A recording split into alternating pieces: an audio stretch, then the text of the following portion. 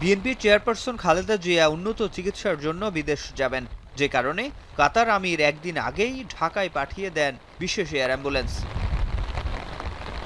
সব ঠিকঠাক থাকলে মঙ্গলবার রাত 10টায় এই এয়ার অ্যাম্বুলেন্সে করেই লন্ডনের উদ্দেশ্যে যাত্রা করবেন বেগম জিয়া।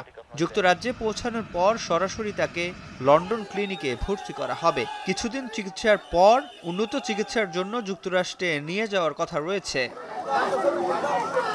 তার বিদেশ যাত্রা নিয়ে বিএনপির নেতাকর্মী ও সাধারণ মানুষের মধ্যে কৌতূহলের কমতি নেই।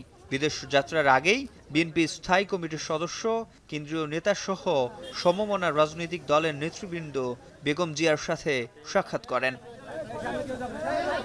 দীর্ঘ 7.5 বছর পর লন্ডনে সাক্ষাতের অপেক্ষায় খালেদা জিয়ার বড় ছেলে, বিএনপির ভারপ্রাপ্ত চেয়ারম্যান তারেক রহমান ও তার পরিবার। খালেদা জিয়ার এই সফরে 7 চিকিৎসক সহ লন্ডনে যাবেন 15 জন। দেশে ফেরার পথে উমরা পালন করতে পারেন বেগম জিয়া। সবশেষ তিনি লন্ডনে যান 2017 সালের জুলাই মাসে। সিফাত শাহরিয়ার, এখন, ঢাকা।